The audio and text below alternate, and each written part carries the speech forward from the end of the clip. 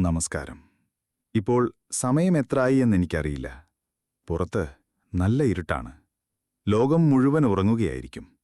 എന്റെ കൺപോളകൾക്ക് നല്ല ഭാരമുണ്ട്. ഒരു ചായ കുടിച്ചാലോ എന്ന് 100 വട്ടം ആലോചിച്ചു. പക്ഷേ വേണ്ട. ഈ പാതിമയക്കത്തിന്റെ സുഖമൊന്ന് വേറെയാണ്. ഉറക്കത്തിനും ഉണർവിനുമിടയിലുള്ള ഈ നൂൽപ്പാലത്തിലിരിക്കുമ്പോൾ ചില ചിന്തകൾ നമ്മളെ തേടിവരും. ചില കഥകൾ, ഓർമ്മകൾ. ഇന്നും അങ്ങനെ ഒരു ചിന്തയാണെന്റെ ഉറക്കം കളഞ്ഞത്. അല്ലെങ്കിൽ ഉറക്കത്തിലേക്ക് വഴുതി വീഴാതെ എന്നെ പിടിച്ചു നിർത്തുന്നത്. ഒരു വലിയ പച്ചക്കടലിനെക്കുറിച്ചുള്ള ഓർമ്മ. ഭൂമിയുടെ ശ്വാസകോശമെന്നൊക്കെ നമ്മൾ സ്കൂളിൽ പഠിച്ച ആമസോൺ മഴക്കാടുകളെക്കുറിച്ച്. ആമസോൺ എന്ന് കേൾക്കുമ്പോൾ നിങ്ങളുടെയൊക്കെ മനസ്സിൽ എന്താണ് വരുന്നത്? കടിച്ചാൽ എല്ലുപോലും ബാക്കി വയ്ക്കാത്ത പിരാനകൾ, ഒറ്റച്ചാട്ടത്തിന് നമ്മളെ മരത്തിനു മുകളിലെത്തിക്കുന്ന ജാഗോറുകൾ, ഒരു കുരുവിയെ വിഴുങ്ങുന്നതുപോലെ മനുഷ്യനെ വിഴുങ്ങുന്ന അനക്കോണ്ടകൾ, അല്ലേ? ഒരുമാതിരി പഴയ ഹോളിവുഡ് സിനിമയിലെ രംഗങ്ങൾ. സത്യം പറഞ്ഞാൽ അതൊക്കെ ആ വലിയ പുസ്തകത്തിന്റെ പുറംചട്ട മാത്രമാണ്. വെറും പൊടിപ്പും തൊങ്ങലും. യഥാർത്ഥ ആമസോൺ അതൊരു പ്രഹേളികയാണ്. ഉത്തരം കിട്ടാത്ത ഒരുപാട് ചോദ്യങ്ങൾ ഒളിപ്പിച്ചുവെച്ച ഒരു മാന്ത്രിക പെട്ടി. അതിന്റെ പച്ചപ്പിന്റെ മറവിൽ ആയിരക്കണക്കിന് വർഷങ്ങളുടെ രഹസ്യങ്ങൾ ഉറങ്ങിക്കിടപ്പുണ്ട്. നമ്മൾ ഇന്നു കാണുന്ന ഈ നിബിഡ വനം ഒരു കാലത്ത് വലിയ നഗരങ്ങളും സംസ്കാരങ്ങളും നിലനിന്നിരുന്ന ഒരു വലിയ സാമ്രാജ്യത്തിന്റെ ശ്മശാന ഭൂമിയാണെന്ന് പറഞ്ഞാൽ നിങ്ങൾ വിശ്വസിക്കുമോ? ഹേയ്, ഞാൻ ഉറക്കപ്പിച്ച് പറയുന്നതല്ല, സത്യമാണ്. ചരിത്രകാരന്മാർക്കിടയിൽ ഒരു ചൊല്ലുണ്ട്, ചരിത്രം ഉറങ്ങാത്തവന്റെ കൂട്ടുകാരനാണെന്ന്. എന്നെപ്പോലുള്ള ചില ചരിത്രഭ്രാന്തന്മാർക്ക് രാത്രി ഉറക്കം വരാത്തത് ഇതുകൊണ്ടൊക്കെയാണ്. നൂറ്റാണ്ടുകളായി മനുഷ്യനെ ഭ്രാന്തു പിടിപ്പിച്ച ഒരു സ്വപ്നമുണ്ടായിരുന്നു, എൽ ഡൊറാഡോ എന്ന്. സ്വർണം കൊണ്ട് നിർമ്മിച്ച ഒരു നഗരം. ആമസോണിന്റെ ഹൃദയത്തിൽ എവിടെയോ അത് ഒളിഞ്ഞിരിപ്പുണ്ടെന്ന് വിശ്വസിച്ച് ആയിരക്കണക്കിന് യൂറോപ്യന്മാർ ജീവൻ പണയം വെച്ച് ആ കാടുകളിലേക്ക് പോയി. അവരിൽ ഭൂരിഭാഗവും തിരിച്ചുവന്നില്ല. കാടിന്റെ പച്ചപ്പ് അവരെ വിഴുങ്ങി. ആ കൂട്ടത്തിൽ ഒരാളുണ്ടായിരുന്നു, കേണൽ പേഴ്സി ഫോസറ്റ്. ഒരു യഥാർത്ഥ സാഹസികൻ. അദ്ദേഹം വിശ്വസിച്ചത് സെഡ് എന്നു പേരിട്ട ഒരു പുരാതന നഗരം ആമസോണിലുണ്ട് എന്നായിരുന്നു. അദ്ദേഹം ഭൂപടങ്ങളും പഴയ രേഖകളുമായി ആ കാടുകളിലേക്ക് കയറിപ്പോയി. പിന്നെ ആരും അദ്ദേഹത്തെ കണ്ടിട്ടില്ല. അദ്ദേഹത്തിനും മകനും എന്ത് സംഭവിച്ചു എന്നത് ഇന്നും ആമസോണിന്റെ ഏറ്റവും വലിയ രഹസ്യങ്ങളിലൊന്നാണ്. പലരും കരുതിയത് കേണൽ ഫോസറ്റ് പോലുള്ളവർ ഭ്രാന്തന്മാരായിരുന്നു എന്നാണ്. ഇങ്ങനെയൊരു കാട്ടിൽ കൃഷി ചെയ്യാൻ പോലും ബുദ്ധിമുട്ടുള്ള മണ്ണിൽ എങ്ങനെയാണൊരു വലിയ നാഗരികത നിലനിൽക്കുക? അതൊരു കെട്ടുകഥ മാത്രമാണെന്ന് ലോകം വിധിയെഴുതി. പക്ഷെ കണ്ടോ, ചരിത്രത്തിന്റെ ഒരു പ്രത്യേകത അതാണ്. നമ്മൾ എല്ലാം കണ്ടെത്തിയെന്ന് അഹങ്കരിച്ചിരിക്കുമ്പോൾ അത് നമ്മളെ നോക്കി ഒന്ന് പല്ലിളിച്ച് കാണിക്കും. 21-ാം നൂറ്റാണ്ടിൽ നമ്മുടെ കയ്യിലൊരു പുതിയ കളിപ്പാട്ടം കിട്ടി. ലൈഡാർ എന്നു പറയും. വിമാനത്തിൽ ഘടിപ്പിച്ച ഒരുതരം ലേസർ സ്കാനർ. അത് കാടിന്റെ പച്ചപ്പിനെ തുളച്ച് താഴെ ഭൂമിയുടെ യഥാർത്ഥ രൂപം നമുക്ക് കാണിച്ചു തരും. കഴിഞ്ഞ കുറച്ചു വർഷങ്ങളായി ശാസ്ത്രജ്ഞന്മാർ ഈ കളിപ്പാട്ടവും കൊണ്ട് ആമസോണിന് മുകളിലൂടെ പറന്നപ്പോൾ അവർ കണ്ട കാഴ്ച അവിശ്വസനീയമായിരുന്നു. ആ മരങ്ങൾക്കിടയിൽ അവർ കണ്ടത് വെറും കാടായിരുന്നില്ല. കൃത്യമായ ജാമിതീയ രൂപങ്ങളുള്ള വലിയ നഗരങ്ങളുടെ അവശിഷ്ടങ്ങൾ. പിരമിഡുകൾ, വലിയ റോഡുകൾ, കിലോമീറ്ററുകൾ നീളുന്ന മതിലുകൾ, കൃഷിയിടങ്ങൾ. ഒരു കാലത്ത് ലക്ഷക്കണക്കിന് ആളുകൾ ജീവിച്ചിരുന്ന യൂറോപ്പിലെ ലണ്ടൻ നഗരത്തേക്കാൾ വലിപ്പമുണ്ടായിരുന്ന ഒരു ലോകം. നമ്മൾ കരുതിയതുപോലെയല്ല, ആമസോണിലെ പുരാതന മനുഷ്യർ ആ കാടിനെ വെട്ടിനശിപ്പിക്കുകയല്ല ചെയ്തത്. മറിച്ച് ആ കാടിനോട് ഇണങ്ങി അതിനെ ഒരു വലിയ ഉദ്യാനമാക്കി മാറ്റുകയായിരുന്നു. അപ്പോൾ ആലോചിച്ചു നോക്കൂ, ആമസോൺ കാടുകളൊരു നിധിയാണ്. പക്ഷേ അത് സ്വർണത്തിന്റെയോ രത്നങ്ങളുടെയോ നിധിയല്ല. അതിനേക്കാൾ വിലപ്പെട്ട ഒന്നാണത്. ഭൂമിയുടെ ചരിത്രത്തിൽ നിന്ന് മാഞ്ഞുപോയ ഒരു വലിയ അധ്യായമാണത്. നമ്മൾ ഇതുവരെ മനസ്സിലാക്കാത്ത ഒരു സംസ്കാരത്തിന്റെ കഥ. ഒരുപക്ഷേ ആധുനിക മനുഷ്യനു പോലും അജ്ഞാതമായ കൃഷിരീതികൾ, വാസ്തുവിദ്യ, വൈദ്യശാസ്ത്രം, അങ്ങനെ എന്തെല്ലാം രഹസ്യങ്ങളായിരിക്കും ആ മണ്ണിനടിയിൽ ഇപ്പോഴും ഉറങ്ങുന്നത്. ആമസോണിന്റെ യഥാർത്ഥ നിധി അതിന്റെ ജൈവ വൈവിധ്യമാണ്. ലോകത്ത് മറ്റെവിടെയും കാണാത്ത ദശലക്ഷങ്ങളോളം ജീവികളും സസ്യങ്ങളും.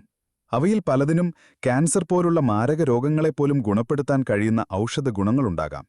ഓരോ തവണ ആമസോണിൽ ഒരു മരം മുറിഞ്ഞു വീഴുമ്പോഴും നമ്മൾ ഒരുപക്ഷെ എന്നേക്കുമായി നഷ്ടപ്പെടുത്തുന്നത് മനുഷ്യരാശിയുടെ തന്നെ ഭാവിയെ മാറ്റിമറിക്കാൻ കഴിവുള്ള ഒരു രഹസ്യമായിരിക്കും.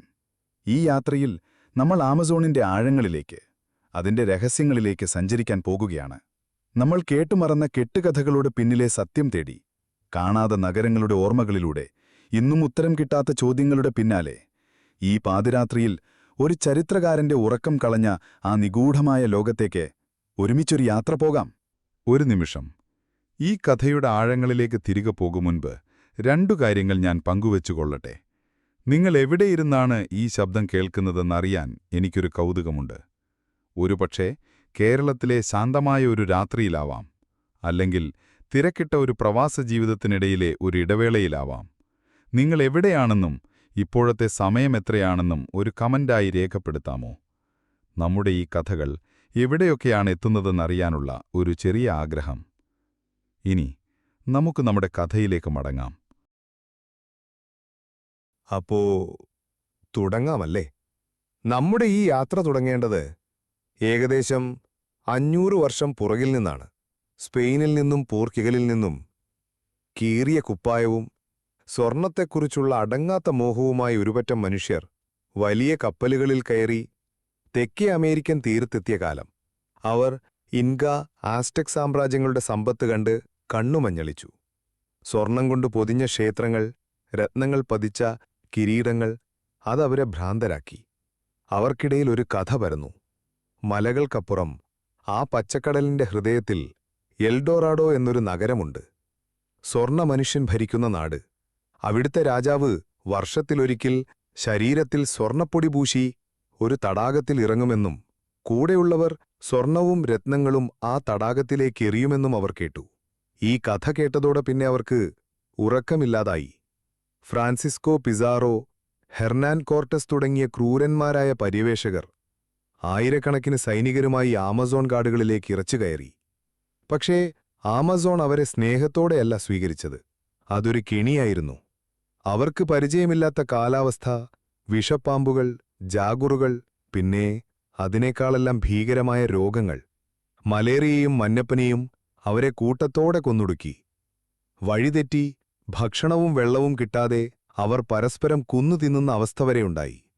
കാടിന്റെ പച്ചപ്പിൽ എൽഡൊറാഡോ എന്ന സ്വപ്നം ഒരു പേടി സ്വപ്നമായി മാറി. ഈ യാത്രകളിൽ അവർ ഒരു കാര്യം ശ്രദ്ധിച്ചിരുന്നു. കാട്ടിന്റെ പല ഭാഗങ്ങളിലും അവർ വലിയ ജനവാസ കേന്ദ്രങ്ങൾ കണ്ടു. നദികരകളിൽ ആയിരക്കണക്കിന് ആളുകൾ താമസിക്കുന്ന ഗ്രാമങ്ങൾ, വലിയ കൃഷിയിടങ്ങൾ, നല്ല രീതിയിൽ നിർമ്മിച്ച പാതകൾ. സ്പാനിഷ് പുരോഹിതനായിരുന്ന ഗാസ്പർ ഡി കാർവാഹൽ 1541 നടത്തിയ ഒരു യാത്രയെക്കുറിച്ച് എഴുതിയ ഡയറിക്കുറിപ്പിൽ പറയുന്നുണ്ട്. ആമസോൺ നദിയിലൂടെ 100 കണക്കിന് കിലോമീറ്ററുകൾ യാത്ര ചെയ്തിട്ടും ജനവാസമില്ലാത്തൊരു പ്രദേശം പോലും താൻ കണ്ടില്ല എന്ന്. ചില ഗ്രാമങ്ങൾക്കിടയിൽ ഒരു കല്ലെറിയുന്ന ദൂരം പോലും ഇല്ലായിരുന്നുവെന്ന് അദ്ദേഹം അത്ഭുതത്തോടെ രേഖപ്പെടുത്തി. എന്നാൽ ഈ സ്വർണം തേടിയുള്ള യാത്രക്കാർ അവർ പോയ വഴികളിലെല്ലാം ഒരു ശാപവും കൂടി വിതച്ചിരുന്നു. അവർ പോലും അറിയാതെ അവരുടെ ശരീരത്തിൽ യൂറോപ്പിൽ നിന്നുള്ള രോഗാണുക്കളുണ്ടായിരുന്നു. വസൂരി, അഞ്ചാം പനി, ഇൻഫ്ലുവൻസ തുടങ്ങിയവ. ആയിരക്കണക്കിനു വർഷങ്ങളായി പുറം ലോകവുമായി ബന്ധമില്ലാതെ ജീവിച്ചിരുന്ന ആമസോണിലെ തദ്ദേശീയർക്ക് ഈ രോഗങ്ങളെ പ്രതിരോധിക്കാനുള്ള ശേഷിയില്ലായിരുന്നു. സ്പാനിഷ് പടയാളികളുടെ വാളിനേക്കാൾ മൂർച്ചയുണ്ടായിരുന്നു ഈ അദൃശ്യരായ ശത്രുക്കൾക്ക്. യൂറോപ്യന്മാർ ഒരു ഗ്രാമത്തിൽ വന്നു മടങ്ങി ഏതാനും ആഴ്ചകൾ കഴിയുമ്പോഴേക്കും ആ ഗ്രാമം ഒരു ശ്മശാനമായി മാറും. പനിയും ശരീരവേദനയും വന്ന് ആളുകൾ ഇലകൾ പോലെ കൊഴിഞ്ഞു വീണു. രക്ഷപ്പെട്ടവർ അടുത്ത ഗ്രാമങ്ങളിലേക്ക് ഓടിപ്പോയപ്പോൾ അവർ തങ്ങളോടൊപ്പം രോഗത്തെയും കൊണ്ടുപോയി. ഒരു കാട്ടുതീ പോലെ ഈ മഹാമാരികൾ ആമസോണിലുടനീളം പടർന്നുപിടിച്ചു. ചരിത്രകാരന്മാർ പറയുന്നത് യൂറോപ്യന്മാർ വന്ന് 1 നൂറ്റാണ്ട് തികയുന്നതിനു മുൻപ് തന്നെ ആമസോണിലെ ജനസംഖ്യയുടെ 90% തുടച്ചു നീക്കപ്പെട്ടു എന്നാണ്. ലക്ഷക്കണക്കിന് ആളുകൾ ജീവിച്ചിരുന്ന ആ വലിയ നാഗരികത അങ്ങനെ ചരിത്രത്തിൽ നിന്ന് തന്നെ ഏതാണ്ട് അപ്രത്യക്ഷമായി. അതോടെ ആമസോണിനെക്കുറിച്ചുള്ള കാഴ്ചപ്പാടും മാറി. യൂറോപ്പിൽ നിന്ന് പിന്നീട് വന്ന സഞ്ചാരികൾ കണ്ടത് വിജനമായ ഗ്രാമങ്ങളും കാടുകയറിയ കൃഷിയിടങ്ങളുമായിരുന്നു. അവർ വിധിയെഴുതി, ഈ കാട് മനുഷ്യവാസത്തിന് യോജിച്ചതല്ല, ഇവിടെ പണ്ടേ ഇങ്ങനെയായിരുന്നു, അപരിഷ്കൃതരായ കുറച്ച് ഗോത്രവർഗക്കാർ മാത്രം ജീവിക്കുന്ന ഒരു കാടൻ പ്രദേശം. കാർവാഹലിനെപ്പോലുള്ളവരെഴുതിയ പഴയ യാത്രാവിവരണങ്ങൾ ഭാവന കലർന്ന കെട്ടുകഥകളായി തള്ളിക്കളഞ്ഞു. ഈ തെറ്റിദ്ധാരണ മാറ്റാൻ ലോകത്തിന് 20-ാം നൂറ്റാണ്ടിന്റെ അവസാനം വരെ കാത്തിരിക്കേണ്ടി വന്നു. സാറ്റലൈറ്റ് ചിത്രങ്ങളും വിമാന സർവേകളും വന്നപ്പോൾ ശാസ്ത്രജ്ഞന്മാർ ആമസോണിന്റെ പച്ചപ്പിനടിയിലേക്ക് സൂക്ഷിച്ചു നോക്കാൻ തുടങ്ങി. അപ്പോഴാണവർ ഞെട്ടിക്കുന്ന ചില രൂപങ്ങൾ കണ്ടു തുടങ്ങിയത്. കാട്ടിനുള്ളിൽ കൃത്യമായ ജാമിതീയ രൂപങ്ങൾ, ചതുരങ്ങൾ, വൃത്തങ്ങൾ, നേർരേഖയിലുള്ള പാതകൾ, മനുഷ്യനിർമ്മിതമെന്നൊറ്റ ഓട്ടത്തിൽ വ്യക്തം. പക്ഷേ അതെന്താണെന്ന് ആർക്കും മനസ്സിലായില്ല. ആ രൂപങ്ങളെ അവർ ജിയോഗ്ലിഫ്സ് എന്ന് വിളിച്ചു. ഇവിടെയാണ് നമ്മുടെ കഥയിലെ നായകനായ ലൈഡാർ എന്ന സാങ്കേതികവിദ്യയുടെ വരവ്. വിമാനത്തിൽ ഘടിപ്പിച്ച ഈ ഉപകരണം 1 സെക്കൻഡിൽ ലക്ഷക്കണക്കിന് ലേസർ രശ്മികൾ താഴേക്കയക്കും. ഈ രശ്മികൾ മരത്തിന്റെ ഇലകൾക്കിടയിലൂടെ ഊർന്നിറങ്ങി താഴെയുള്ള യഥാർത്ഥ ഭൂമിയുടെ ഉപരിതലത്തിൽ തട്ടിത്തിരിച്ചുവരും. ഈ വിവരങ്ങൾ ഒരു കമ്പ്യൂട്ടർ വിശകലനം ചെയ്യുമ്പോൾ കാട്ടിന്റെ പച്ചപ്പ് എന്ന ആ വലിയ പുതപ്പ് മാറ്റിയാൽ ആമസോൺ എങ്ങനെയിരിക്കുമെന്നതിന്റെ ഒരു ത്രിമാന ഭൂപടം നമുക്ക് ലഭിക്കും. കഴിഞ്ഞ ദശാബ്ദത്തിൽ ബൊളീവിയ, ഇക്വഡോർ, ബ്രസീൽ എന്നിവിടങ്ങളിലെ ആമസോൺ വനങ്ങൾക്ക് മുകളിലൂടെ ലൈഡാർ ഉപയോഗിച്ച് നടത്തിയ സർവേയുടെ ഫലം ലോകത്തെ അക്ഷരാർത്ഥത്തിൽ ഞെട്ടിച്ചു. നൂറ്റാണ്ടുകളായി ഫോസറ്റ് പോലുള്ളവർ തേടി നടന്ന ആ നഷ്ടപ്പെട്ട നഗരങ്ങൾ ഒന്നിനു പുറകെ ഒന്നായി കൺമുന്നിൽ തെളിഞ്ഞുവരാൻ തുടങ്ങി. ഇക്വഡോറിലെ ഉപാനോ താഴ്വരയിൽ പുരാവസ്തു ഗവേഷകനായ സ്റ്റീഫൻ റോസ്റ്റൈൻ നടത്തിയ പഠനം അതിൽ ഒന്നു മാത്രമാണ്. ഏകദേശം 2500 വർഷങ്ങൾക്ക് മുൻപ്, അതായത് റോമാ സാമ്രാജ്യം നിലനിന്നിരുന്ന കാലത്ത്, അവിടെ ഒരു വലിയ നഗരശൃംഖല തന്നെ ഉണ്ടായിരുന്നു എന്നവർ കണ്ടെത്തി. 6000-ലധികം ചതുരാകൃതിയിലുള്ള തറകൾ, അവയ്ക്കു മുകളിൽ നിർമ്മിച്ച വീടുകൾ, ആരാധനാലയങ്ങൾ. ഈ വീടുകളെല്ലാം 10 മുതൽ 20 കിലോമീറ്റർ വരെ നീളമുള്ള വലിയ റോഡുകൾ വഴി പരസ്പരം ബന്ധപ്പെട്ടിരുന്നു. കൃഷിയിടങ്ങളിൽ വെള്ളപ്പൊക്കം നിയന്ത്രിക്കാൻ വലിയ കനാലുകളും അണക്കെട്ടുകളും ഉണ്ടായിരുന്നു. 100,000-ലേറെ ആളുകൾ വരെ ആ നഗരങ്ങളിൽ ഒരു കാലത്ത് ജീവിച്ചിരിക്കാമെന്നാണ് കണക്കാക്കുന്നത്. അതുപോലെ ബൊളീവിയൻ ആമസോണിൽ കാസാരബെ എന്നൊരു പുരാതന സംസ്കാരം നിലനിന്നിരുന്നതായി കണ്ടെത്തി. AD 500 മുതൽ 1400 വരെയുള്ള കാലഘട്ടത്തിൽ അവർ നിർമ്മിച്ച പിരമിഡുകളും കോട്ടകളും വലിയ ജലസംഭരണികളും ലൈഡാർ ചിത്രങ്ങളിൽ വ്യക്തമായി കാണാമായിരുന്നു.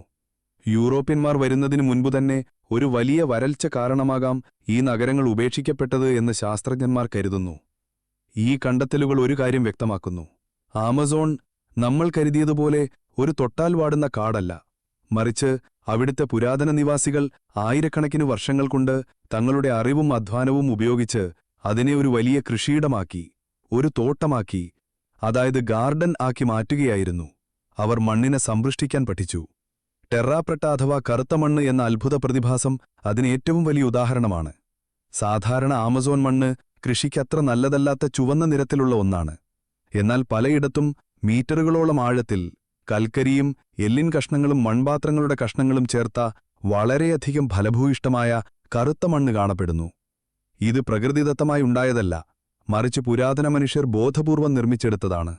ഈ മണ്ണിൽ സാധാരണ മണ്ണിനേക്കാൾ എത്രയോ ഇരട്ടി വിളവ് ലഭിക്കും. അപ്പോൾ ആരായിരുന്നു ഈ മനുഷ്യർ?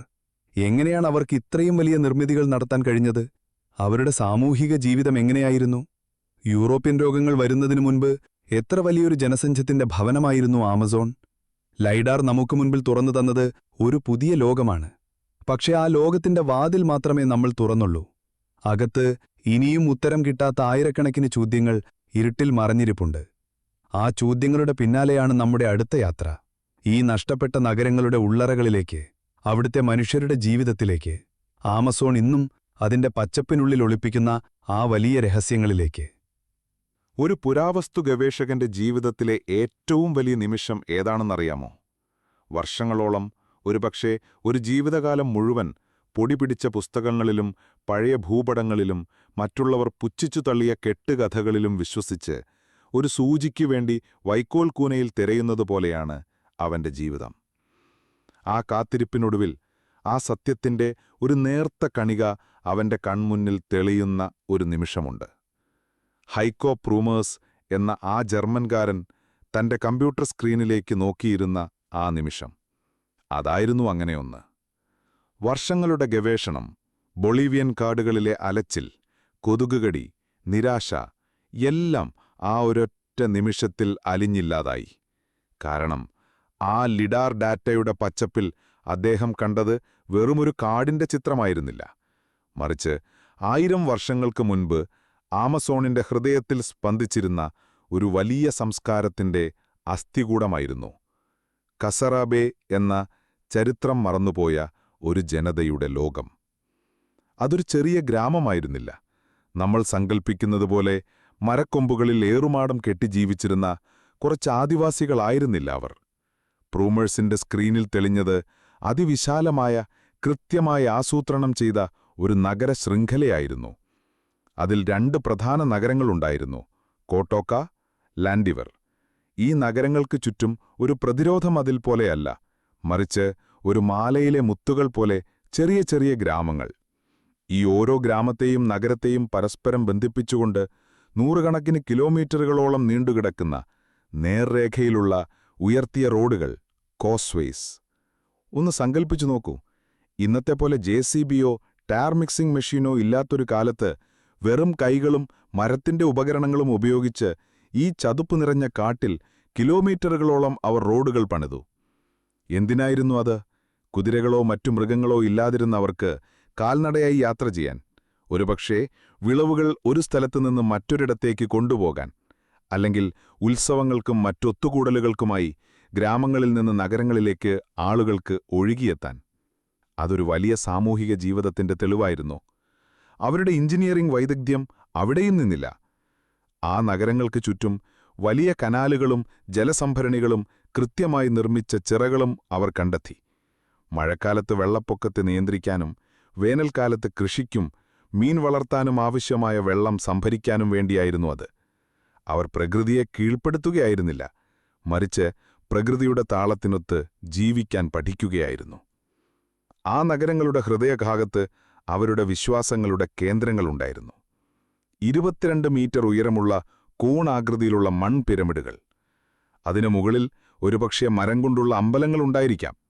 കാലത്തിന്റെ കുത്തൊഴുക്കിൽ അതൊക്കെ മണ്ണോട് ചേർന്നു. ഈ പിരമിഡുകൾക്ക് അഭിമുഖമായി ആകൃതിയിലുള്ള വലിയ കെട്ടിടങ്ങൾ. എന്തിനായിരിക്കാം അത്? ഒരുപക്ഷെ പൊതുവായി ചടങ്ങുകൾ നടത്താൻ, അല്ലെങ്കിൽ ആകാശത്തെ നക്ഷത്രങ്ങളെ നിരീക്ഷിക്കാൻ, അവരുടെ കലണ്ടറുകൾ രൂപപ്പെടുത്താൻ. നമുക്കറിയില്ല. പക്ഷെ ഒന്നുറപ്പാണ്, അതൊരു പ്രാകൃത സമൂഹമായിരുന്നില്ല. ജ്യോതിശാസ്ത്രത്തിലും ഗണിതത്തിലും വാസ്തുവിദ്യയിലും ആഴത്തിലുള്ള അറിവുള്ള ഒരു ജനതയായിരുന്നു അവർ. ഈ കണ്ടെത്തൽ നൂറ്റാണ്ടുകളായി യൂറോപ്യൻ ചരിത്രകാരന്മാർ കൊണ്ടുനടന്നിരുന്ന ഒരു വലിയ അഹങ്കാരത്തിനേറ്റ പ്രഹാരമായിരുന്നു. ആമസോൺ ഒരു പച്ച നരകമാണ്, അവിടെ ഒരു സംസ്കാരത്തിന് നിലനിൽക്കാൻ കഴിയില്ല എന്ന വാദം അതോടെ കടപുഴഞ്ഞു വീണു. ഈ കാട് നമ്മൾ കരുതിയതുപോലെ മനുഷ്യസ്പർശമേൽക്കാത്ത ഒരു പ്രിസ്റ്റീൻ വിൽഡർനെസ് അല്ല, മറിച്ച് മനുഷ്യൻ അവന്റെ ബുദ്ധി കൊണ്ടും അധ്വാനം കൊണ്ടും ഒരുക്കിയ ഒരു വലിയ ഗാർഡൻ സിറ്റിയായിരുന്നു. അവരുടെ വിജയത്തിന്റെ രഹസ്യം ആ മണ്ണിലുണ്ടായിരുന്നു. ആമസോണിലെ മണ്ണ് പൊതുവെ കൃഷിക്കത്ര അനുയോജ്യമല്ല. എന്നാൽ കസരാബെ ജനത അതിനൊരു പോംവഴി കണ്ടെത്തി. അവർ എല്ലുകളും കരിയും മീൻമുള്ളും മറ്റു ജൈവാവശിഷ്ടങ്ങളും ചേർത്ത് കൃത്രിമമായി ഫലഭൂയിഷ്ടമായ ഒരുതരം മണ്ണുണ്ടാക്കി. ടെറാപ്രൈറ്റ അഥവാ കറുത്ത മണ്ണ്. ഈ മണ്ണിൽ അവർ മക്കയും മധുരക്കിഴങ്ങും മരച്ചീനിയും സമൃദ്ധിയായി വിളവിച്ചു. ആ വലിയ ജനവിഭാഗത്തെ തീറ്റിപ്പോറ്റിയത് ഈ കാർഷിക വിപ്ലവമാണ്. അപ്പോൾ ആരായിരുന്നു ഈ കസരാബെ ജനത? അവരുടെ ഭാഷ എന്തായിരുന്നു? അവരുടെ കല എന്തായിരുന്നു? അവരുടെ ജീവിതം എങ്ങനെയായിരുന്നു? ലിഡാർ ചിത്രങ്ങൾക്ക് അതിനൊന്നും ഉത്തരം നൽകാൻ കഴിയില്ല. അതിന് നമ്മൾ മണ്ണിനടിയിൽ തന്നെ പോകണം. പ്രൂമേഴ്സും സംഘവും നടത്തിയ ചെറിയ ഉത്ഖനനങ്ങളിൽ നിന്ന് അവരുടെ ജീവിതത്തിന്റെ ചില നേർത്ത ചിത്രങ്ങൾ നമുക്ക് ലഭിച്ചിട്ടുണ്ട്. അവർ മനോഹരമായ ചിത്രപ്പണികളുള്ള മൺപാത്രങ്ങളുണ്ടാക്കിയിരുന്നു. ആ പാത്രങ്ങളിൽ മനുഷ്യരുടെയും മൃഗങ്ങളുടെയും രൂപങ്ങൾ, ഒരുപക്ഷെ അവരുടെ പുരാണ കഥകളിലെ കഥാപാത്രങ്ങൾ കുത്തിവച്ചിരുന്നു. ചില പാത്രങ്ങളിൽ ഒരു മനുഷ്യൻ ജാഗ്വാറിന്റെ തോലണിഞ്ഞ് ഒരുതരം ലഹരിപദാർത്ഥം ശ്വസിക്കുന്നതിന്റെ ചിത്രങ്ങളുണ്ട്. ഒരുപക്ഷെ അവരുടെ മതപരമായ ചടങ്ങുകളുടെ ഭാഗമായിരുന്നിരിക്കാം. അപ്പോൾ ഇത്രയും സമ്പന്നമായൊരു സംസ്കാരം, ഇത്രയും വലിയൊരു ജനത എവിടെ പോയി? ഏകദേശം 500 AD മുതൽ 1400 AD വരെ, അതായത് 1000 വർഷത്തോളം ആ കാടിന്റെ ഹൃദയത്തിൽ ജീവിച്ച ആ മനുഷ്യർക്ക് എന്തുപറ്റി? പ്രൂമേഴ്സിന്റെ ലിഡാർ ചിത്രങ്ങൾ ഒരു വലിയ രഹസ്യത്തിന്റെ വാതിൽ തുറന്നു തന്നു. പക്ഷേ ആ വാതിലിനപ്പുറം ഇരുട്ടായിരുന്നു. ഉത്തരം കിട്ടാത്ത ചോദ്യങ്ങളുടെ ഒരു വലിയ ലോകം. ചരിത്രകാരന്മാർക്കിടയിൽ പല സിദ്ധാന്തങ്ങളുണ്ട്. അതിൽ ഏറ്റവും പ്രബലമായത് രോഗങ്ങളെക്കുറിച്ചാണ്. 1492-ൽ കൊളംബസ് അമേരിക്കയിലെത്തിയപ്പോൾ അയാൾ കൂടെ കൊണ്ടുവന്നത് ആയുധങ്ങൾ മാത്രമല്ല, യൂറോപ്യൻ രോഗാണുക്കളെ കൂടിയായിരുന്നു. വസൂരി, 5-ാം പനി തുടങ്ങിയ രോഗങ്ങൾ അമേരിക്കൻ ജനതയ്ക്ക് തീർത്തും അപരിചിതമായിരുന്നു.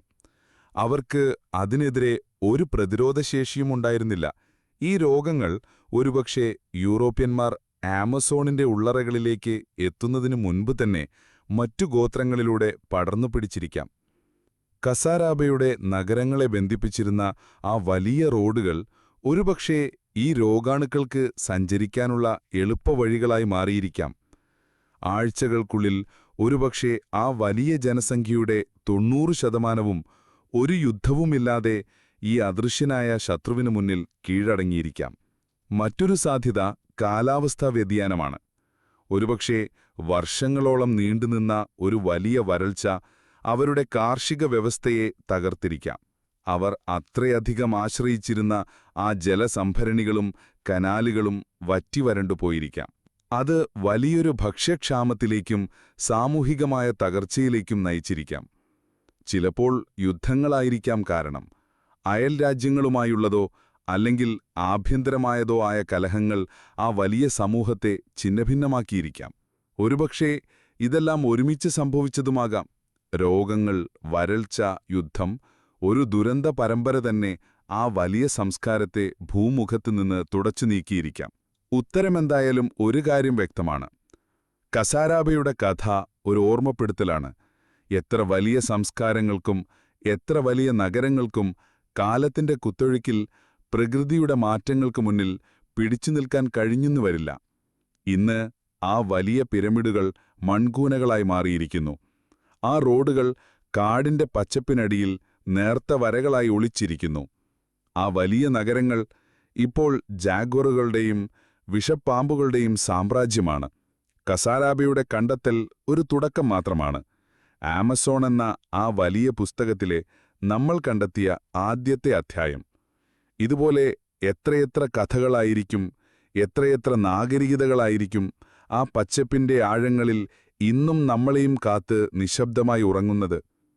ഹൈക്കു പ്രൂമേഴ്സ് തുറന്ന ആ വാതിലിലൂടെ ശാസ്ത്രലോകം ഇപ്പോൾ ആമസോണിന്റെ ഉള്ളറകളിലേക്ക് നോക്കാൻ തുടങ്ങിയിട്ടേയുള്ളൂ. ഓരോ പുതിയ കണ്ടെത്തലും നമ്മൾ ഇതുവരെ വിശ്വസിച്ചിരുന്ന ചരിത്രത്തെയാണ് മാറ്റിമറിക്കുന്നത്. ചരിത്രം ചിലപ്പോൾ നമ്മളോട് സംസാരിക്കുന്നത് വലിയ നഗരങ്ങളുടെ അവശിഷ്ടങ്ങളിലൂടെയല്ല, മറിച്ച് ഒരു മനുഷ്യന്റെ നിശബ്ദതയിലൂടെയാണ്. ബ്രസീലിലെ റൊണ്ടോണിയ സംസ്ഥാനത്തെ പുറം ലോകവുമായി ഒരു ബന്ധവുമില്ലാത്ത ഒരു കാടിന്റെ തുരുത്തിൽ അങ്ങനെയൊരു നിശബ്ദത ജീവിച്ചിരുന്നു. ലോകം അയാളെ വിളിച്ചത് കുഴിയിലെ മനുഷ്യൻ എന്നായിരുന്നു. അയാളുടെ യഥാർത്ഥ പേരോ അയാളുടെ ഭാഷയോ അയാളുടെ ജനതയുടെ കഥയോ ആർക്കും അറിയില്ലായിരുന്നു. കാരണം അയാൾ ആ കഥയിലെ അവസാനത്തെ കണ്ണിയായിരുന്നു. അയാളുടെ ലോകം ആ കാടിന്റെ ഒരു ചെറിയ ഭാഗമായിരുന്നു. അവിടെ അയാൾ ഒറ്റയ്ക്ക് ജീവിച്ചു, ഏകദേശം 26 വർഷത്തോളം. അയാളുടെ കൂട്ടിനാരുമുണ്ടായിരുന്നില്ല. അയാളുടെ അദൃശ്യനായ കാവൽക്കാരൻ ബ്രസീലിന്റെ ആദിവാസി സംരക്ഷണ ഏജൻസിയായ ഫുണായി ആയിരുന്നു. അവർ അയാളുടെ ജീവിതത്തിൽ ഇടപെട്ടില്ല. ദൂരെ നിന്ന് അയാളെ നിരീക്ഷിച്ചു. അയാളുടെ സ്വൈരജീവിതം ആരും തടസ്സപ്പെടുത്തുന്നില്ലെന്ന് ഉറപ്പുവരുത്തി. കാരണം അയാൾ ഒരു വ്യക്തി മാത്രമല്ല, ഒരു ജനതയുടെ അവസാനത്തെ പ്രതിനിധിയായിരുന്നു. അയാൾക്ക് ആ പേരുവരാനൊരു കാരണമുണ്ട്. അയാൾ എപ്പോഴും കുഴികൾ കുഴിക്കുമായിരുന്നു. വെറും ചെറിയ കുഴികളല്ല, ഏകദേശം 6 അടി താഴ്ചയും ഇടുങ്ങിയതുമായ വലിയ കുഴികൾ. ചില കുഴികളുടെ ഉള്ളിൽ അയാൾ മൂർച്ചയേറിയ കുന്തങ്ങൾ നാട്ടി നിർത്തിയിരുന്നു. ഒരുപക്ഷേ മൃഗങ്ങളെ വേട്ടയാടാൻ വേണ്ടിയുള്ള കെണികളായിരിക്കാം അത്. എന്നാൽ മറ്റു ചില കുഴികൾ അയാൾ താമസിക്കുന്ന പുല്ലുമേഞ്ഞ കുടിലുകളുടെ ഉള്ളിലായിരുന്നു. എന്തിനായിരുന്നു അത്? ഒരു ശത്രു വന്നാൽ ഒളിക്കാനോ, അതോ അതിനെ നമുക്കറിയാത്ത അയാളുടെ വിശ്വാസങ്ങളുമായി ബന്ധപ്പെട്ട എന്തെങ്കിലും അർത്ഥമുണ്ടായിരുന്നു? ഈ ചോദ്യം നമ്മളെ മറ്റൊരു വലിയ ചോദ്യത്തിലേക്ക് കൊണ്ടുപോകും. എന്തുകൊണ്ടാണ് അയാൾ ഒറ്റയ്ക്കായത്? അയാളുടെ ജനതയ്ക്ക് എന്തുപറ്റി? ഉത്തരം ഒരുപക്ഷേ ആമസോണിന്റെ സമീപകാല ചരിത്രത്തിലെ ഏറ്റവും രക്തം പുരണ്ട ഏടുകളിലൊന്നിലാണ് ഒളിഞ്ഞിരിക്കുന്നത്. 1970കളിലും 80കളിലും ബ്രസീൽ സർക്കാർ ആമസോൺ മേഖലയിലേക്ക് വലിയ തോതിലുള്ള കുടിയേറ്റം പ്രോത്സാഹിപ്പിച്ചു. റോഡുകൾ വന്നു, കൃഷിയിടങ്ങൾ വന്നു, മരം വെട്ടുകാരും ഖനിതൊഴിലാളികളും ആ കാടിന്റെ ഉള്ളറകളിലേക്ക് ഇരച്ചു കയറി. അവർക്ക് ആ കാട് വെറുമൊരു മരക്കൂട്ടമായിരുന്നു. എന്നാൽ ആ കാട് തങ്ങളുടെ അമ്മയാണെന്ന് വിശ്വസിച്ചിരുന്ന, ആയിരക്കണക്കിന് വർഷങ്ങളായി അവിടെ ജീവിച്ചിരുന്ന മനുഷ്യരുണ്ടായിരുന്നു. ഈ പുതിയ അധിനിവേശകർക്ക് അവർ വെറും ശല്യക്കാരായിരുന്നു, വികസനത്തിന് തടസ്സം നിൽക്കുന്ന കാട്ടുമനുഷ്യർ. അങ്ങനെ ആമസോണിലൊരു നിശബ്ദ യുദ്ധം തുടങ്ങി. തോക്കുകളും ബുൾഡോസറുകളും അമ്പും വില്ലുമായി ഏറ്റുമുട്ടി. അതൊരു തുല്യമായ യുദ്ധമായിരുന്നില്ല. കുഴിയിലെ മനുഷ്യന്റെ ഗ്രാമവും ഒരുപക്ഷെ അങ്ങനെയൊരു ഏറ്റുമുട്ടലിലാണ് ഇല്ലാതായത്. 1995-ൽ ഒരു മരം വെട്ടുസംഘം ആ ഗ്രാമമാക്രമിച്ച് അവിടെയുണ്ടായിരുന്നവരെയെല്ലാം കൊന്നൊടുക്കി. ആ കൂട്ടക്കൊലയിൽ നിന്ന് ഒരേയൊരാൾ മാത്രം രക്ഷപ്പെട്ടു. അയാൾ കണ്ടിട്ടുണ്ടാവണം, തന്റെ അച്ഛനും അമ്മയും സഹോദരങ്ങളും സുഹൃത്തുക്കളുമെല്ലാം കൺമുന്നിൽ മരിച്ചു വീണത്. ആ ഓർമ്മയുടെ ഭാരവും പേറിയാണ് അയാൾ ആ കാടിന്റെ ഏകാന്തതയിലേക്ക് ഓടിമറഞ്ഞത്.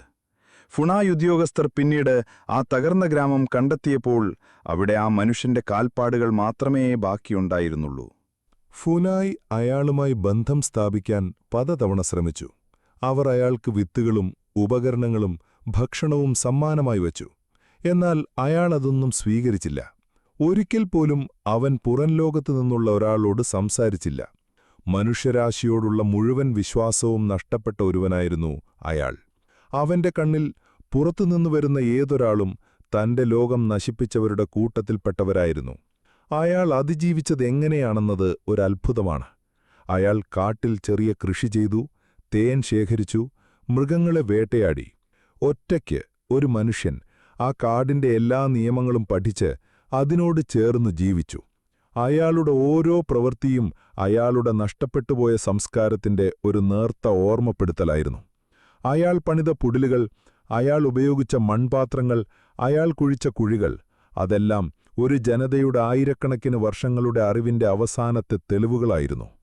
2018-ൽ ഫുനായ് അയാളുടെ ഒരു വീഡിയോ പുറത്തുവിട്ടു. ദൂരെ നിന്ന് ചിത്രീകരിച്ച ആ വീഡിയോയിൽ ആരോഗ്യവാനായ അർദ്ധനഗ്നനായ ഒരു മനുഷ്യൻ ഒരു കോടാലി ഉപയോഗിച്ച് ഒരു മരം മുറിക്കുന്ന ദൃശ്യമായിരുന്നു അത്. ലോകം അയാളെ കണ്ടു. ഒരു മനുഷ്യന്റെ അതിജീവനത്തിന്റെ, അവന്റെ നിശ്ചയദാർഢ്യത്തിന്റെ പ്രതീകമായി അയാൾ മാറി. ഒടുവിൽ 2022 ഓഗസ്റ്റ് മാസത്തിൽ പതിവ് പരിശോധനയ്ക്കെത്തിയ ഫുനായ് ഉദ്യോഗസ്ഥർ അയാളുടെ കുടിലിനു പുറത്ത് ഒരു തൂവൽ ശയ്യയിൽ ശാന്തനായി ഉറങ്ങുന്ന ആ മനുഷ്യനെ കണ്ടെത്തി. അയാൾ മരിച്ചിരുന്നു. ഏകദേശം 60 വയസ്സ് പ്രായം കണക്കാക്കുന്നു. സ്വാഭാവികമായ മരണമായിരുന്നു.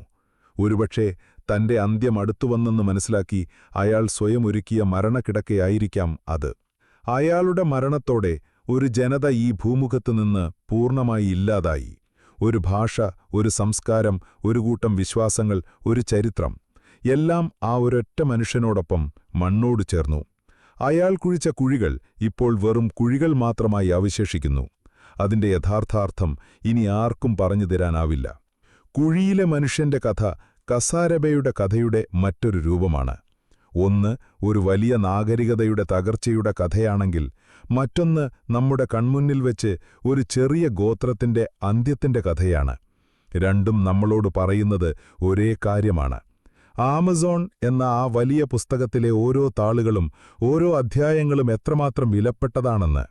അവയിൽ ചിലത് നമ്മൾ കണ്ടെത്തി, മറ്റു ചിലത് എന്നേക്കുമായി നമുക്ക് നഷ്ടപ്പെട്ടു. ഈ നഷ്ടങ്ങളുടെ കണക്കെടുപ്പ് അവസാനിച്ചിട്ടില്ല. ഇന്നും ആമസോണിന്റെ ഉള്ളറകളിൽ പുറംലോകവുമായി ഒരു ബന്ധവുമില്ലാത്ത 100ഓളം ഗോത്രങ്ങൾ ജീവിക്കുന്നുണ്ടെന്നാണ് കണക്ക്. അവർ ഈ ആധുനിക ലോകത്തിന്റെ അപകടങ്ങളെക്കുറിച്ചറിയാതെ തങ്ങളുടെ സ്വന്തം ലോകത്ത് തങ്ങളുടെ പൂർവികർ ജീവിച്ചതുപോലെ ജീവിക്കുന്നു. അവരോരോരുത്തരും മനുഷ്യരാശിയുടെ വൈവിധ്യത്തിന്റെ ഭാഗമാണ്. അവരുടെ ഭാഷകളും കഥകളും അറിവുകളും ആമസോണിന്റെ മറഞ്ഞിരിക്കുന്ന നിധികളാണ്. ആ നിധികൾ സംരക്ഷിക്കേണ്ടത് നമ്മുടെ കടമയാണ്. ചിലപ്പോൾ ഏറ്റവും വലിയ രഹസ്യങ്ങൾ ഒളിഞ്ഞിരിക്കുന്നത് കെട്ടുകഥകളിലായിരിക്കും. കുട്ടിക്കാലത്ത് നമ്മുടെ മുത്തശ്ശിമാർ പറഞ്ഞുതരുന്ന കഥകൾ പോലെ, ശാസ്ത്രം പുച്ഛിച്ചു തള്ളുന്ന, യുക്തിക്ക് നിരക്കാത്ത കഥകൾ. പെറുവിലെ ആൻഡ്രസ് റൂസോ എന്ന ചെറുപ്പക്കാരനും അങ്ങനെ ഒരു കഥ കേട്ടാണ് വളർന്നത്. അവന്റെ മുത്തച്ഛൻ അവനോട് ആമസോൺ കാടുകളെക്കുറിച്ച് ഒരുപാട് കഥകൾ പറയുമായിരുന്നു. സ്പെയിൻകാർ ആമസോണിലെ അവസാനത്തെ ഇൻകാ ചക്രവർത്തിയെ കൊന്ന കഥ. ആ ചക്രവർത്തിയുടെ ആത്മാവ് ഇന്നും വിഷപ്പാമ്പുകളുടെ രൂപത്തിൽ ആ കാടിനെ സംരക്ഷിക്കുന്ന കഥ. അക്കൂട്ടത്തിൽ ആൻഡ്രസിനെ ഏറ്റവും ആകർഷിച്ച ഒരു കഥയുണ്ടായിരുന്നു. തിളച്ചുമറിയുന്ന ഒരു നദിയെക്കുറിച്ച്. മുത്തച്ഛൻ പറയുമായിരുന്നു, ആ നദിയിലെ വെള്ളം അത്ര ചൂടാണ്, അതിൽ വീണാൽ ഒരു മനുഷ്യൻ വെന്തുരുകിപ്പോകുമെന്ന്.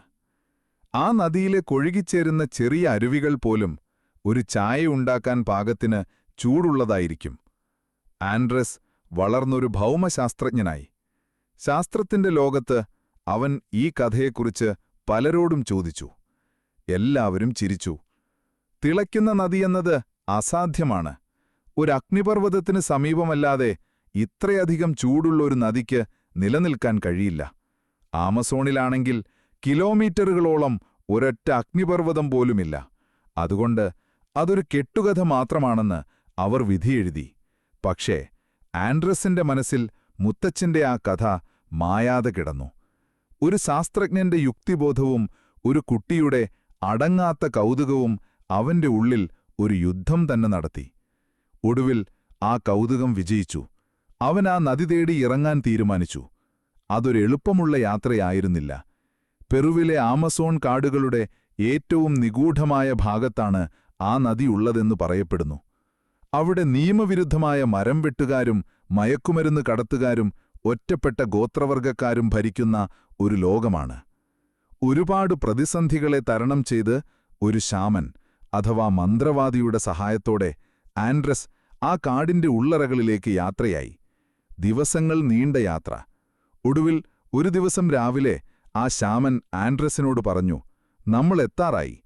ആൻഡ്രസിന് ആദ്യം ഒരു മാറ്റവും തോന്നിയില്ല. പക്ഷെ പതിയെ അവൻ അത് ശ്രദ്ധിച്ചാൻ തുടങ്ങി. കാടിന്റെ ശബ്ദത്തിനൊരു മാറ്റം. ഒരു വലിയ തിരമാല തീരത്തടിക്കുന്നതുപോലുള്ള ഒരു ഇരമ്പൽ ദൂരെ നിന്ന് കേൾക്കാം. മുന്നോട്ടു പോകുന്തോറും ആ ശബ്ദം കൂടി വന്നു. വായുവിൽ ഒരു ഈർപ്പം നിറഞ്ഞു. ഒരു പുഴയുടെ മണം. അവൻ ആ പുഴയുടെ തീരത്തെത്തിയപ്പോൾ ഒരു നിമിഷം സ്തംഭിച്ചുപോയി. അവന്റെ കൺമുന്നിൽ മുത്തച്ഛൻ പറഞ്ഞ ആ കഥ ഒരു യാഥാർത്ഥ്യമായി ഒഴുകുന്നു. ആ നദിയിൽ നിന്ന് ആവി ഉയരുന്നുണ്ടായിരുന്നു, ഒരു വലിയ സൗന പോലെ. അവൻ പേടിച്ചുകൊണ്ട് തന്റെ വിരൽ ആ വെള്ളത്തിലേക്ക് മുക്കി. ഒരു സെക്കൻഡ് പോലും വെക്കാൻ കഴിഞ്ഞില്ല. പൊള്ളിപ്പോയി. അവൻ ഒരു തെർമോമീറ്റർ എടുത്ത് ആ വെള്ളത്തിന്റെ താപനില അളന്നു. ഏകദേശം 86 ഡിഗ്രി സെൽഷ്യസ്. 100 ഡിഗ്രിയിലാണല്ലോ വെള്ളം തിളയ്ക്കുക. അപ്പോൾ ഇത് തിളയ്ക്കുന്നില്ലെങ്കിലും ഒരു ചായ ഉണ്ടാക്കാൻ പാകത്തിന് ചൂടുള്ളൊരു പുഴ തന്നെയാണ്. ഏകദേശം 25 മീറ്റർ വീതിയും 6 കിലോമീറ്ററോളം നീളവുമുള്ള ചുട്ടുപൊള്ളുന്ന ഒരു പുഴ. മുത്തച്ഛന്റെ കഥ സത്യമായിരുന്നു. പക്ഷേ ഒരു ശാസ്ത്രജ്ഞനെന്ന നിലയിൽ ആൻഡ്രസിന്റെ മനസ്സിൽ പുതിയൊരു ചോദ്യമുയർന്നു. എങ്ങനെ? ഒരു അഗ്നിപർവ്വതത്തിന്റെ സാമീപ്യമില്ലാതെ ഈ നദിക്ക് എവിടെ നിന്നാണ് ഇത്രയധികം ചൂട് ലഭിക്കുന്നത്? അവൻ ആ നദിയുടെ രഹസ്യം തേടി അവിടെ പഠനങ്ങൾ നടത്തി. ഒടുവിൽ അവനൊരു സിദ്ധാന്തത്തിലെത്തിച്ചേർന്നു. ഭൂമിയുടെ അന്തരാളത്തിൽ നിന്ന് അതിന്റെ സിരകളിലൂടെ ഒഴുകുന്ന ചൂടുവെള്ളത്തിന്റെ ഒരു വലിയ ശൃംഖലയുടെ ഭാഗമാണ് ഈ നദി. ഭൂമിയുടെ അടിത്തട്ടിലെ മാഗ്മ ഭൂഗർഭജലത്തെ ചൂടുപിടിപ്പിക്കുന്നു. ഈ ചുടുവെള്ളം ഭൂമിയിലെ വിള്ളലുകളിലൂടെ ഉയർന്ന മർദ്ദത്തിൽ മുകളിലേക്ക് തള്ളിവരുന്നു. അങ്ങനെ ഒരു വലിയ ഗെയ്സർ പോലെ അത് ആമസോണിന്റെ ഹൃദയത്തിൽ ഒരു നദിയായി പുറത്തേക്കൊഴുകുന്നു. ഈ നദി ഭൂമിയുടെ ആന്തരിക താപവ്യവസ്ഥയുടെ പുറത്തേക്ക് തുറന്നുവെച്ച ഒരു വാതിലാണ്. ആമസോൺ എന്ന പച്ചപ്പുതപ്പിനടിയിൽ ഭൂമി അതിന്റെ ചൂടുള്ള നിശ്വാസങ്ങൾ പുറത്തുവിടുന്നത് ഈ നദിയിലൂടെയാണ്. ആൻഡ്രസ് റൂസോ ആ നദിക്ക് ഒരു പേര് നൽകി, സനായ് ടിംബിഷ്ക. അവിടുത്തെ പ്രാദേശിക ഭാഷയിൽ അത് സൂര്യന്റെ ചൂടുകൊണ്ട് തിളപ്പിച്ചത് എന്നാണത്രേ അതിന്റെ അർത്ഥം. ആ പേര് തന്നെ ഒരു കവിതയാണ്. ആദിമ മനുഷ്യർ ഈ പ്രകൃതിയുടെ അത്ഭുതത്തെ എങ്ങനെയാണ് നോക്കിക്കണ്ടത് എന്നതിന്റെ തെളിവാണ്. അവർക്കതൊരു പുണ്യനദിയായിരുന്നു. അതിന്റെ ആവിയിൽ രോഗങ്ങളെ സുഖപ്പെടുത്താനുള്ള കഴിവുണ്ടെന്ന് അവർ വിശ്വസിച്ചു. അതിന്റെ ചുടുവെള്ളം അവർക്ക് ഭക്ഷണവും ഊർജവും നൽകി. എന്നാൽ ഈ പുണ്യനദിയും ഇന്ന് അപകടത്തിലാണ്. അതിന്റെ തൊട്ടടുത്തുള്ള കാടുകൾ മരം വെട്ടുകാർ വെട്ടിനശിപ്പിക്കാൻ തുടങ്ങിയിരിക്കുന്നു. ഈ വനനശീകരണം ആ നദിയുടെ അതിലോലമായ പരിസ്ഥിതിയെ തകർക്കും. ഭൂമിയുടെ ആന്തരിക ഘടനയുമായി ബന്ധപ്പെട്ട് കിടക്കുന്ന ആ സിരകൾക്ക് എന്തെങ്കിലും തകരാറ് സംഭവിച്ചാൽ ഒരുപക്ഷേ ഈ അത്ഭുതനദി എന്നേക്കുമായി ഇല്ലാതായേക്കാം. ആൻഡ്രസ് റൂസോ ഇന്നീ നദിയെ സംരക്ഷിക്കാനുള്ള ഒരു വലിയ പോരാട്ടത്തിലാണ്. ദ ബോയിലിംഗ് റിവർ പ്രോജക്റ്റ് എന്ന പേരിൽ അദ്ദേഹം ഒരു സംരംഭം തുടങ്ങിയിട്ടുണ്ട്. ഈ പ്രകൃതിയുടെ അത്ഭുതത്തെ വരും തലമുറകൾക്കു വേണ്ടി കൂടി കാത്തുസൂക്ഷിക്കാൻ. തിളയ്ക്കുന്ന നദിയുടെ കഥ നമ്മളോട് പറയുന്നത് ആമസോൺ അതിന്റെ പച്ചപ്പിനുള്ളിൽ ഒളിപ്പിച്ചു വച്ചിരിക്കുന്നത് പുരാതന നഗരങ്ങളുടെ അവശിഷ്ടങ്ങൾ മാത്രമല്ല, ഭൂമിയുടെ തന്നെ അതിന്റെ ജനനത്തിന്റെയും ഘടനയുടെയും പ്രവർത്തനങ്ങളുടെയും രഹസ്യങ്ങൾ കൂടിയാണ് ആ കാട് സൂക്ഷിക്കുന്നത്. ആ രഹസ്യങ്ങൾ ഓരോന്നായി കണ്ടെത്തുമ്പോൾ നമ്മൾ യഥാർത്ഥത്തിൽ കണ്ടെത്തുന്നത് ഈ ഗ്രഹത്തെക്കുറിച്ച് മാത്രമല്ല, ഒരുപക്ഷെ നമ്മളെക്കുറിച്ച് തന്നെയായിരിക്കാം. ആമസോണിന്റെ യഥാർത്ഥ നിധി അത് സ്വർണമല്ല, പുരാതന നഗരങ്ങളുമല്ല, മറിച്ച് അതിന്റെ പച്ചപ്പിൽ ഒളിപ്പിച്ചുവെച്ച ജീവന്റെ രഹസ്യങ്ങളാണ് എന്ന് ഞാൻ ആമുഖത്തിൽ പറഞ്ഞത് ഓർമ്മയുണ്ടോ? ലോകത്തിലെ ഏറ്റവും വലിയ ഫാർമസിയാണത്. പക്ഷേ ആ ഫാർമസിയുടെ താക്കോൽ വെള്ളക്കാരനായ ശാസ്ത്രജ്ഞന്റെ കയ്യിലല്ല, മറിച്ച് ആയിരക്കണക്കിന് വർഷങ്ങളായി ആ കാടിനെ അറിഞ്ഞ് ജീവിക്കുന്ന, അതിന്റെ ഓരോ ഇലയുടെയും വേരിന്റെയും പൂവിന്റെയും ഭാഷയറിയാവുന്ന ശാമന്മാരുടെ, മന്ത്രവാദ വൈദ്യന്മാരുടെ കയ്യിലാണ്. ഈ ശാമന്മാർ വെറും മന്ത്രവാദികളല്ല, അവർ ഒരു വലിയ ലൈബ്രറിയിലെ ലൈബ്രറിയന്മാരെ പോലെയാണ്. തലമുറകളായി കൈമാറി വന്ന ലക്ഷക്കണക്കിന് സസ്യങ്ങളെക്കുറിച്ചുള്ള അറിവിന്റെ സൂക്ഷിപ്പുകാർ. ഏത് ഇല അരച്ചാൽ മുറിവുണങ്ങും, ഏതു വേര് ചവച്ചാൽ പനി മാറും, ഏതു പൂവിന്റെ നീര് കുടിച്ചാൽ പാമ്പിൻ വിഷമിറങ്ങും എന്നൊക്കെ അവർക്ക് മനപ്പാഠമാണ്. ഈ അറിവ് അവർക്ക് പുസ്തകങ്ങളിൽ നിന്ന് കിട്ടിയതല്ല, കാടിനെ ശ്രദ്ധിച്ച്, മൃഗങ്ങളെ നിരീക്ഷിച്ച്, തലമുറകളുടെ പരീക്ഷണ നിരീക്ഷണങ്ങളിലൂടെ അവർ നേടിയെടുത്തതാണ്. ഉദാഹരണത്തിന്, ഒരു പ്രത്യേകതരം പനി വരുമ്പോൾ കുരങ്ങന്മാർ ഒരു പ്രത്യേക ചെടിയുടെ ഇലകൾ തിന്നുന്നത് അവർ ശ്രദ്ധിച്ചിട്ടുണ്ടാവാം. അങ്ങനെയായിരിക്കാം ആ ഇല പനിക്ക് മരുന്നാണെന്ന് അവർ കണ്ടെത്തിയത്. ഈ അറിവുകൾ അവർ കഥകളായും പാട്ടുകളായും ആചാരങ്ങളായും അടുത്ത തലമുറയ്ക്ക് കൈമാറി. ഈ പച്ച ലൈബ്രറിയുടെ മൂല്യം പുറം ലോകം തിരിച്ചറിയാൻ തുടങ്ങുന്നത് റിച്ചാർഡ് ഇവാൻസ് ഷൂൾട്സ് എന്ന ഒരു ഹാർവാർഡ് സസ്യശാസ്ത്രജ്ഞന്റെ വരവോടെയാണ്. എത്നോബോട്ടണി എന്ന ശാസ്ത്രശാഖയുടെ പിതാവായി കണക്കാക്കപ്പെടുന്ന ഷൂൾട്സ് 19-ാം നൂറ്റാണ്ടിന്റെ 40കളിൽ ആമസോണിലെത്തി. പിന്നീട് ഏകദേശം 12ഓളം വർഷങ്ങളാണ് അദ്ദേഹം ആ കാടിന്റെ ഉള്ളറകളിൽ പല ഗോത്രങ്ങളോടൊപ്പം ജീവിച്ചത്. അദ്ദേഹം ഒരു സാധാരണ ശാസ്ത്രജ്ഞനായിട്ടല്ല അവിടെ ജീവിച്ചത്. അദ്ദേഹം അവരുടെ ഭാഷ പഠിച്ചു, അവരുടെ വിശ്വാസങ്ങളെ ബഹുമാനിച്ചു, അവരുടെ ചടങ്ങുകളിൽ പങ്കെടുത്തു. ശാമന്മാരുടെ കൂടെ കാട്ടിൽ നടന്ന് ഓരോ ചെടിയെക്കുറിച്ചും പഠിച്ചു. അവർ നൽകുന്ന, ചിലപ്പോൾ ജീവൻ തന്നെ അപകടത്തിലാക്കിയേക്കാവുന്ന ലഹരി നൽകുന്ന ചെടികളുടെ നീര് കുടിച്ച് അവരുടെ ലോകത്തിന്റെ ഭാഗമായി തീർന്നു. അങ്ങനെ പതിയെ പതിയെ ആ ശാമന്മാർ അദ്ദേഹത്തെ വിശ്വസിക്കാൻ തുടങ്ങി. അവർ തങ്ങളുടെ രഹസ്യങ്ങളുടെ വാതിൽ അദ്ദേഹത്തിന് മുന്നിൽ തുറന്നുകൊടുത്തു. ഷൂൾട്സ് ഏകദേശം 24,000-ഓളം സസ്യങ്ങളുടെ സാമ്പിളുകൾ ശേഖരിച്ചു. അതിൽ 3,000-ഓളം എണ്ണം അതുവരെ ശാസ്ത്രലോകത്തിന് അജ്ഞാതമായ ഔഷധഗുണമുള്ളവയായിരുന്നു. ഇന്ന് നമ്മൾ ഓപ്പറേഷന് മുൻപ് മസിൽ റിലാക്സ് ചെയ്യാൻ ഉപയോഗിക്കുന്ന ക്യുറാരെ എന്ന മരുന്ന് ആമസോണിലെ ആദിവാസികൾ അമ്പിൽ പുരട്ടാൻ ഉപയോഗിച്ചിരുന്ന ഒരു വിഷത്തിൽ നിന്നാണ് വേർതിരിച്ചെടുത്തത്. മലേറിയയ്ക്ക് മരുന്നായ ക്യുനൈൻ സിങ്കോണ മരത്തിന്റെ പട്ടയിൽ നിന്ന് വരുന്നു. പലതരം വേദനസംഹാരികൾ, സ്റ്റിറോയിഡുകൾ എന്നിന് ചില ക്യാൻസർ മരുന്നുകളുടെ പോലും അടിസ്ഥാന ഘടകങ്ങൾ ആമസോൺ കാടുകളിൽ നിന്നാണ് വരുന്നത്. ഈ അറിവുകളെല്ലാം ഷൂൾസ് പോലുള്ളവർക്ക് ലഭിച്ചത് ആ ശാമന്മാരുടെ ഔദാര്യം ഒന്നുകൊണ്ടു മാത്രമാണ്. എന്നാൽ ഇന്ന് ഈ പച്ച ലൈബ്രറി കത്തിച്ചാമ്പലായിക്കൊണ്ടിരിക്കുകയാണ്. ഒരു വശത്ത് വനനശീകരണം. ഓരോ മിനിറ്റിലും ഫുട്ബോൾ മൈതാനങ്ങളുടെ വലിപ്പമുള്ള കാടുകളാണ് വെട്ടി നശിപ്പിക്കപ്പെടുന്നത്. ഓരോ മരം മുറിഞ്ഞു വീഴുമ്പോഴും ഒരുപക്ഷേ എയ്ഡ്സിനോ അൽഷിമേഴ്സിനോ ഉള്ള മരുന്നൊളിപ്പിച്ചുവെച്ച ഒരു ചെടിയായിരിക്കാം എന്നേക്കുമായി ഇല്ലാതാകുന്നത്. മറുവശത്ത് സാംസ്കാരിക തകർച്ച. ആധുനികതയുടെ കാറ്റ് ആ ഒറ്റപ്പെട്ട ഗ്രാമങ്ങളിലേക്കും അടിച്ചു തുടങ്ങിയിരിക്കുന്നു. പുതിയ തലമുറയിലെ കുട്ടികൾ കാടിന്റെ ഭാഷ പഠിക്കാൻ താൽപ്പര്യം കാണിക്കുന്നില്ല. അവർക്ക് നഗരത്തിലെ ജീവിതത്തോടാണ് പ്രിയം. ശാമന്മാരുടെ അറിവുകൾ അവരോടൊപ്പം മണ്ണടിയുകയാണ്.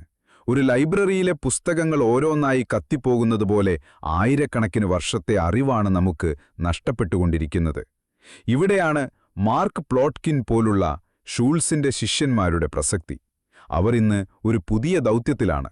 ആമസോണിലെ ഈ പരമ്പരാഗത അറിവുകൾ പൂർണ്ണമായും നഷ്ടപ്പെടുന്നതിനു മുൻപ് രേഖപ്പെടുത്തി വയ്ക്കുക.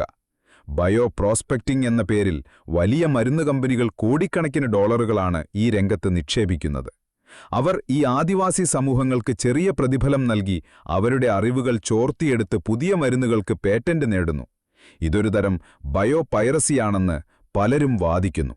അതുകൊണ്ട് പ്ലോട്കിൻ പോലുള്ളവർ ശ്രമിക്കുന്നത് ഈ അറിവുകൾ സംരക്ഷിക്കുന്നതിനൊപ്പം തന്നെ അതിന്റെ പൂർണ്ണമായ അവകാശവും പ്രയോജനവും ആ ആദിവാസി സമൂഹങ്ങൾക്ക് തന്നെ ലഭിക്കുന്നു എന്ന് ഉറപ്പുവരുത്താനാണ്. അവർ ആദിവാസികൾക്ക് തന്നെ ഈ ഔഷധസസ്യങ്ങൾ കൃഷി ചെയ്യാനും അതിൽ നിന്ന് മൂല്യവർദ്ധിത ഉൽപ്പന്നങ്ങൾ ഉണ്ടാക്കാനുമുള്ള പരിശീലനം നൽകുന്നു. അങ്ങനെ അവരുടെ സംസ്കാരവും ജീവിതമാർഗവും ഒരുപോലെ സംരക്ഷിക്കപ്പെടുന്നു. ആമസോണിന്റെ ഈ പച്ചപ്പ് വെറുമൊരു കാഴ്ചയല്ല, അതൊരു വലിയ പ്രതീക്ഷയാണ്. മനുഷ്യരാശിയെ ബാധിക്കുന്ന പല രോഗങ്ങൾക്കുമുള്ള ഉത്തരം ഒരുപക്ഷേ ആ ഇലകളിലും വേരുകളിലും പൂക്കളിലും ഒളിഞ്ഞിരിപ്പുണ്ടാകാം. ആ ഉത്തരം കണ്ടെത്തണമെങ്കിൽ നമ്മൾ ആ കാടിനെ സംരക്ഷിച്ചേ മതിയാകൂ. അതിലുപരി ആ കാടിന്റെ ആത്മാവറിയുന്ന ആ മനുഷ്യരെയും അവരുടെ അറിവുകളെയും ബഹുമാനിക്കാൻ പഠിക്കണം. കാരണം ആമസോണിന്റെ യഥാർത്ഥ നിധി അത് അറിവുകളാണ്. ഓരോ ശാമനും നടക്കുന്ന, സംസാരിക്കുന്ന ഒരു ലൈബ്രറിയാണ്.